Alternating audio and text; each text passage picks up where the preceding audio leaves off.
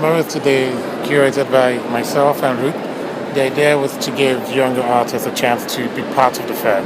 And also because, traditionally, fairs are under a lot of pressure to make money back from, their big investments. You got artists flying coming in from all over the world, and it's a lot of money shipping and all that. But we thought it's important not to lose the art in the art fair. And the idea was to give a chance to young emerging artists to participate, and also centrally to have a curated aspect of the big exhibition. So rather than little booth all about making a quick buck, we thought to create a nice section in the art fair that relates to a central idea.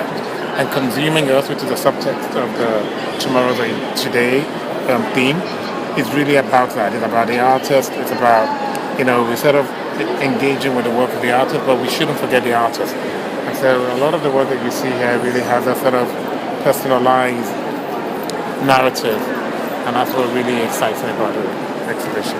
You pay quite a bit to rent a booth, so you don't want to sell the work of a younger artist whose work costs a lot less. But these guys, and the good thing about this exhibition is there's also a big prize for the winning artist.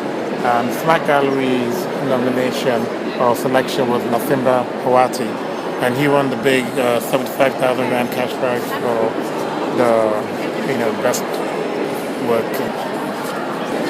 And it's so clever, so beautiful. He uses a lot of traditional African artifacts, and he brings them into a contemporary age as well.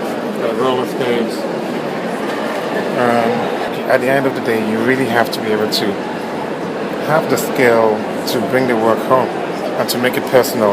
And that's what he's done with these beautiful terracotta sculptures right here.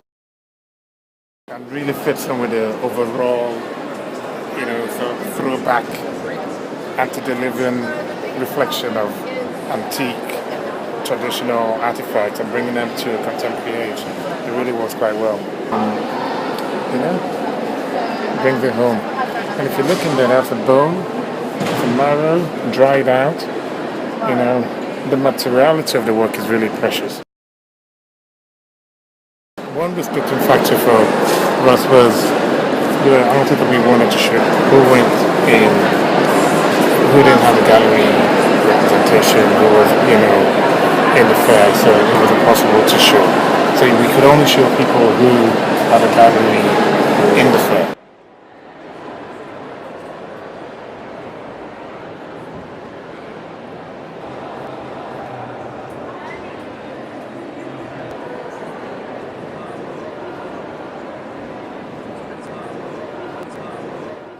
Why there's a Cape Town and a Joburg Art Fair, because the fair this year has been done so well and it feels like it's up to such an international standard. And Joburg had a lot of good things going for it, but it's like art fairs are becoming so numerous across the world, and it feels like at some point the market's going to be too great for the amount of collectors, and there's a lot of interested people, but whether it's sustainable from an industry standpoint is an interesting question to ask. A lot of the galleries that end up going to Joburg are Cape Town based, and they all travel up and make that migration once a year. But then Joburg does have a very thriving art scene, and it's a very important art scene. Cape Town, and for collectors, I feel like it's a destination that they want to come spend time. But I think it's just the model of the art fair at some point. There's so many of them, I don't know if they're all sustainable. It's an interesting thought.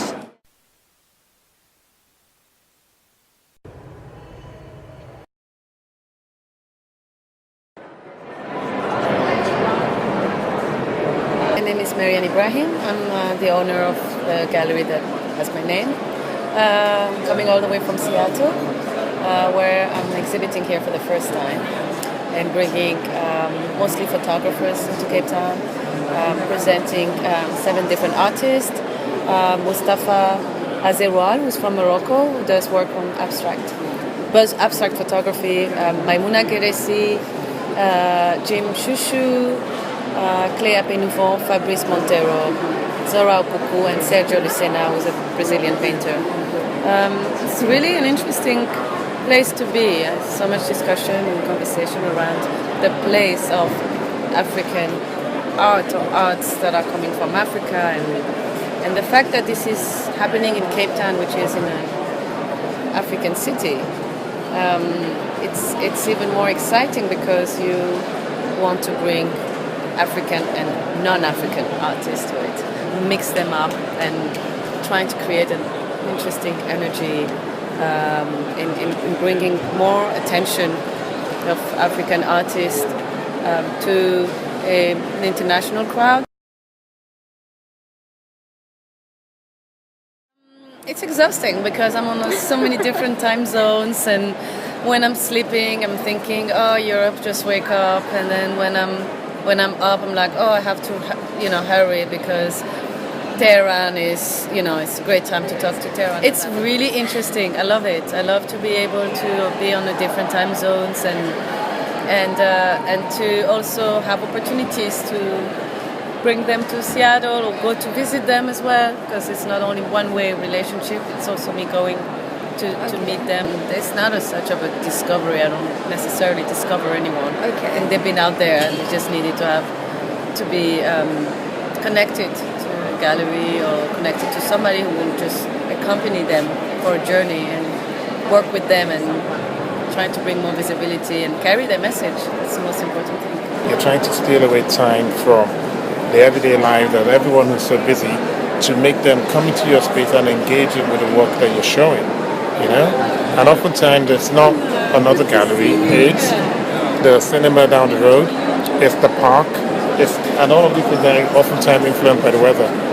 So I'm really interested in scaling up the way we operate as art social entrepreneurs and art curators and art practitioners and art directors to really embrace a broader way of engaging the public, because art is not something for the elite.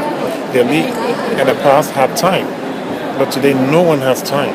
Everyone is busy and everyone is distracted with so many different screens, if you like. The big migration is not a physical migration. The big migration is people moving from the real space into screens, the screens. To get people out of the screen and into the public spaces and the art spaces, you have to be clever, you have to be innovative about this.